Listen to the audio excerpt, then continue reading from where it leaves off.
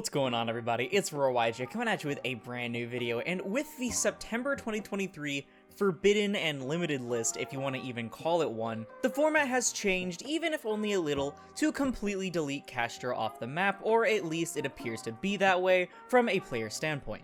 Even regardless of the ban list though, the deck definitely seemed to be falling out of favor due to the sudden rise of Unchained, which has not only agreed to be a more fun deck to play, but also just a really good counter to Kashtira at the time. But now, because of Unchained seeing a big rise of success, we're seeing the format shift even more. The winds are changing, and by that I mean the unexplored winds, as Floowandereeze comes in to try and counter the Unchained threat. In last week's video, we talked about some of the hand traps that you can play this format in order to combat these meta threats, or if you're playing these meta threats yourself, and so of course why not bring one for board breakers as well, as always. Of course, be sure to check out that hand trap tier list if you haven't already, and keep in mind that for the main decks we're talking about for this tier list, we're thinking mostly about Unchained purely, as well as Floowandereeze, with honorable mentions to decks like Branded, Labyrinth, and Rescue Ace. The format is very diverse right now, but there's at least a little bit of a hierarchy, so you can kind of prepare yourself for certain threats more than others. But with all that out of the way, let's go ahead and get right into my board breaker tier list for the October 2023 format. Starting us off, we have Dark Hole, and Dark Hole is actually going to go in the minimal category,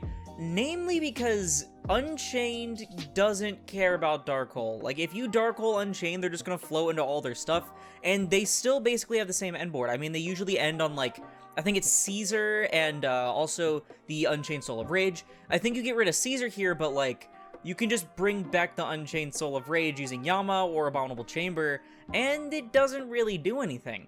Not to mention that against Floowandereeze, you can at least get rid of the M-Pen temporarily on board, but they're just going to climb into another one or a Mega Raiza on your turn whenever you normal summon, or using their trap card, and then purely just it's not gonna do anything. Like, they're sitting on the towers. I'm putting it in minimal as opposed to broke because it at least does something in case you get hit by something like Ibly from a deck like Sprite or Rescue Ace, but otherwise it just really isn't going to do very much this format without triggering your opponent's stuff or them just recovering their board almost immediately. Next on our list is Dark Ruler No More, and Dark Ruler is also in a bit of an interesting spot because a lot of decks aren't really ending on too many like monsters that do stuff. I'm gonna put it at the lower end of Blowout here because against Unchained, you can at least hit the Unchained Soul of Rage temporarily as well as the Caesar, but they can just end up popping the Unchained Soul of Rage and then bringing it back using Escape of the Unchained and Yama respectively. Temporarily getting rid of the M-Pen Floodgate can actually be pretty helpful, and then, you know, against Purely, if they don't end on the Noir, if they end on like the small Noir or like any of the other things, this is definitely really good. But like, other than that, it's really mostly affecting lower tier decks and like a small bit of Unchained plays. But honestly, there's probably a lot better cards you can play right now. Our next option on this list is actually going to be pretty interesting to talk about because we are on Forbidden Droplet. Now, Droplet was an interesting case because it was one of the most broken board breakers of all time until Kashtira came into the format, in which a Rise Heart just completely invalidated Droplet. However, Droplet is actually really useful now because it's like a Dark Ruler while also putting your things in grave that you might need and also being unrespondable and also being a quick effect. This means you can use it for all sorts of things, from not just board breaking, but also to use it as a disruption when you go first. You can just set it face down, making it very main deck worthy, but you can also use it similar to something like Book of Moon in order to dodge cards like Imperm, which is really popular right now. Not to mention, instead of preventing all battle damage, it halves the stats of the monsters that it's hitting, making it even easier to push for game, or at least a large amount of damage.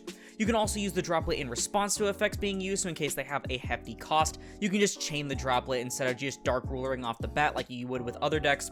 I'm actually going to put Droplet in the lower end of Blowout as well, but above Dark Ruler. It does suffer from the same things as Dark Ruler in a sense, like they're just going to pop the Unchained Soul of Rage with Escape, and they're going to bring it back with Yama, so it's not really going to matter as much, but it is still definitely a bit better than Dark Ruler because it is that quick play like application, and then also because having instead of preventing battle damage is just so much better. Overall, I'm very excited to see Droplet come back into the format. Next on our list is Evenly Matched, and Evenly's yet again another really interesting case because against the top 3 decks that we've been discussing, Unchained only ends on like a couple of cards, but this definitely does wipe out a good amount of the stuff, but they still really only end on like a couple of cards here and there.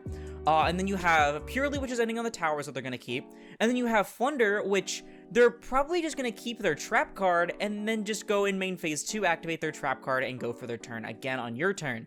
So Evenly can definitely backfire on you a little bit, but against a lot of other decks, especially ones such as Rescue Ace, if they can't Ibly lock you and give you something in your zone, you're going to absolutely blow them out. Same with decks like Labyrinth if they can't access Eradicator or rip it out of your hand with Lovely, and even Branded, as a lot of Branded players shift away from Dragoon or just don't end on it in the first place. They're not really going to have the Omni Negate in order to stop you from evenlying them.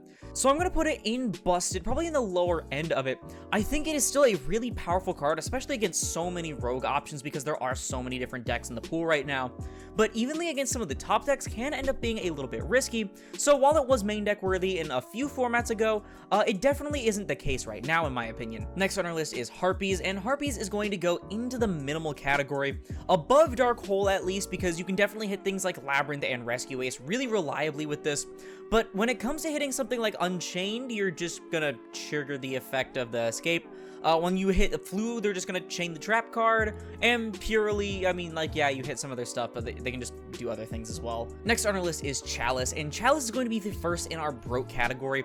I personally don't think Chalice is very amazing right now, because while it can 1v1 trade with things like Caesar and Unchained Soul of Rage and stuff, it's kind of just worse Droplet right now, because while you could use Chalice under a Rise Heart and actually out the Rise Heart that way, whereas you couldn't use Droplet at all, using Droplet is just so much better right now because it has the same applications as Chalice, but also being unrespondable, setting up your graveyard, having stats instead of gaining the attack, and being able to be used to dodge things like Imperm.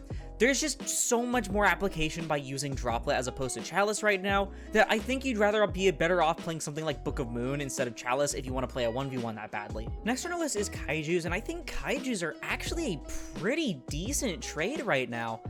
Because when you think about it, the top decks, of course, I'm going to keep bringing this back up like over and over again, by the way. You can Kaiju the Empen and at least temporarily get it out of the way. You can Kaiju the Noir, which is really, really good, of course, as always. And you can Kaiju something like the Caesar or the Unchained Soul of Rage, because hitting the Unchained Soul of Rage means they don't get the Rage, and they also don't get the Escape of the Unchained unless they have Abominable Chamber, or you pop one of their other cards to trigger the effect of Yama. So honestly, I think that Kaijus really aren't in a bad spot, as opposed to Kaiju Slumber, which, let's go ahead and talk about that right now, actually. It's coming up soon regardless. Kaiju Slumber is going to be a lot more minimal when it comes to that, because Kaiju Slumber has the same issues as Dark Hole, though it does at least let you search a Kaiju, so I'll put it a little bit above. But I'd say for Kaijus, if your deck can fit them in your side, or if you can search them, or it has synergy or something like Dinosaur, for example, I would absolutely say test out some Kaijus right now. I feel like they can definitely do a lot more than people like to give it credit for. Next on our list is Imperm. We talked about this in the hand trap tier list, but being able to be used as a hand trap and as a board breaker is really powerful, not to mention being able to hit things like Tour Guide and Yama, and the Flus if they don't have the Advent of Adventure or Book of Moon.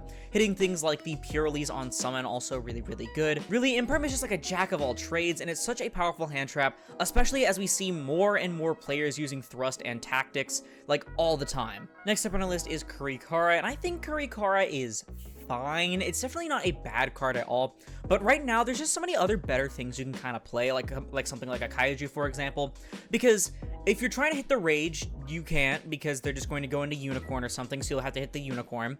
You go into, like, you can hit the Caesar at least, that's something actually, but like, you can hit the Noir, but that assumes they're already using the effect, and a lot of the time, if they do suspect you'll have something like Kurikara, they can just chain the effect over and over, because not once per chain, they can just bounce so many of your cards, to the point where the Kurikara doesn't really do anything. And hell, I mean, like, if they search with the Empen on your turn or whatever, you can hit the Empen, but that's really about it. I think it's just a bit too risky to try and hold out for using Kurikara when you can just basically get the same value by using something like Kaijus or like Lava Golem, which we'll get into. I think Lava Golem is also pretty solid.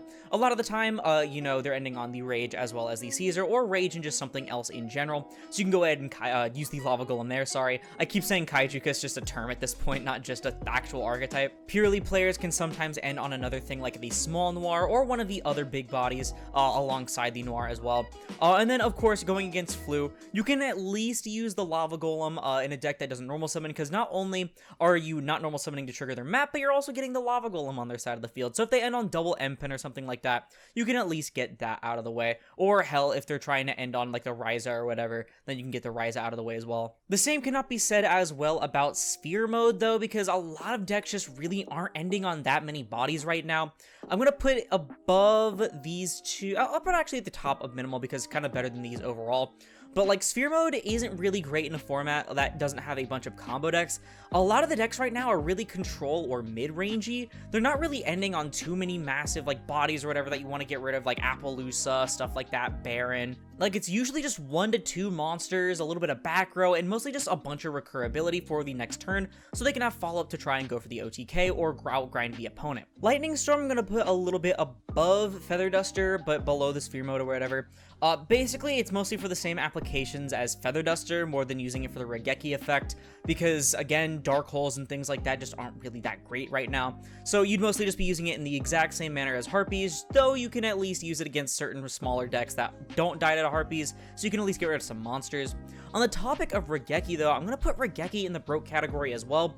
Again, with Dark Hole and Kaiju Slumber and stuff, you can at least use those to out things like Ibli, but Raigeki is only hitting the opponent stuff, and so you're not really getting value out of it like you should be. Next on our list is Super Poly, and Super Poly isn't all that amazing right now.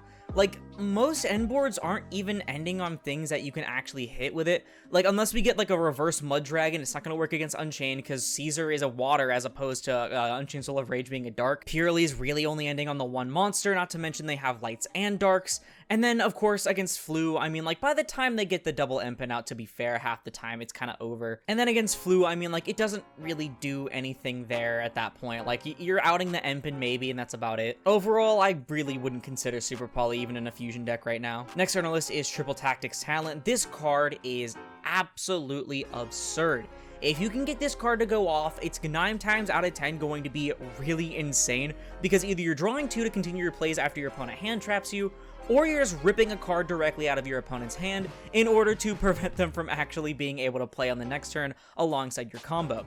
You can also use it to steal for the actual board breaking part of things, which is you're gonna steal really powerful monsters here most of the time, not like, let's be real. You can steal something like the Caesar for a special summon negate in case they want to use the effect of Rage, or hell, just go ahead and steal the Unchained Soul of Rage, and if you're playing Unchained yourself, you can do what a lot of other Unchained players are doing with Marionette Might, just with a better card overall. It's almost always live against Fluandereeze because they're almost always going to use the monster effects during your main phase, and then against Purely, you can at least steal something else from them if they don't end on just the Noir, or if they end on something else. But just because of the sheer amount of applications that you can have with Triple T, it is just so ridiculously good right now. Next up on our list is Ultimate Slayer. Similarly to Forbidden Droplet, Ultimate Slayer is actually playable now, but I still don't really think it's all that amazing, and the main issue is that a lot of decks would rather just play toolbox stuff in their extra deck if they have the room for it right now, because a lot of this format actually relies on a lot of toolbox cards. So the only decks I can really see playing this card are like Flu and Drytron respectfully,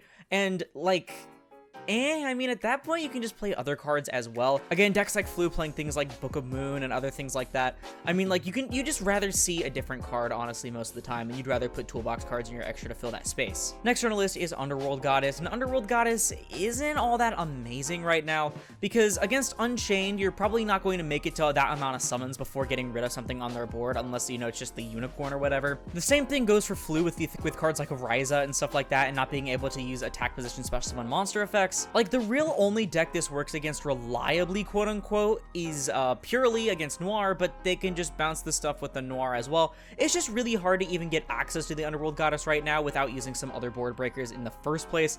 So at that point, it's just okay. Same can't be said about my boy Zeus though. Absolutely love Zeus, and I think Zeus is a really powerful card. If you can get access to Zeus, you can easily just wipe boards like Unchained like it's nothing, because it's sending and not destroying, and so your opponent's going to have a really hard time plussing off of that, especially if you can combo off in your main phase too. Most of the time, if a Purely player detaches even 2 copies off of their Noir, you can go ahead and go for the Zeus there in order to out the Noir right there. And you can also pretty easily in certain decks just go for the Zeus against Flu before they can even use their stuff to get rid of it without even getting blocked by Empen's effect. Next up, we have the books, and instead of just Lunar Eclipse, you can even take this as Book of Moon as well. I don't know why I don't have Book of Moon on here, but I would like to put these very high up here as well, mainly when it comes to dodging disruption as well as going first. You can of course use these cards going second as well to out things like Caesar and stuff like that, but mainly when you can use these cards going first or to dodge other disruptions, especially from powerful cards right now like Imperm, or hell, I'm pretty sure even Unchained Soul of Rage, yeah, it just wouldn't work if you Book of Moon your own stuff. It just feels really, really good. And then again, going first and setting these cards is also really powerful, especially against Unchained. A lot of the time they really want to have something like their Tour Guide targets face up, like the Phoenix Rhino Warrior, for example. They want things like their level 6s up so they can go into Caesar, or so they can link off and get the Sharvara effect or Shyama floating. Like, book effects just feel really solid right now, especially against like Purely, for example. Like, hitting a Lily or a Purely on summon just seems super rough. And then again, if you're playing a deck like Flu, you're probably already playing this card anyway, so it's going to be seeing a lot of representation. I really, really think these cards are super good right now. And then finally, we have Enemy Controller, and I think Enemy Controller is a fine card overall. I don't think it's super insane though, because again, you can use this to dodge things similarly to Book of Moon, and you can steal some pretty powerful stuff. But it's just not like stealing something as powerful as a Rise Heart, like in the last few formats, as opposed to like stealing, you know, an Unchained Soul of Rage, which is just okay, when you could have just used Triple T to get the same result. Well, everybody, that is going to do it for my Board Breaker tier list for the October 2023 format. Feel free to take this with a bit of a grain of salt if you want to, because this is pre-Age of Overlord, and I'm not sure exactly how that's going to shake things up with the new Horus, Diabellstar, and Snake Eye cards, respectively. Not to mention that this one felt a little bit weird to do. I don't know if I wasn't prepared to like record it as much as I thought I was or something, but I don't know, I just had to give like a lot of thought for a lot of these cards right now, because there's just so many decks right now, and the format has changed so much, even with just such a subtle ban list. But that's gonna do it for my thoughts in this video today, y'all. Let me go ahead and know yours down in the comments below, because that's gonna do it for the video. If you liked it, please sure to leave a like, as I'll put this video and the channel into recommended.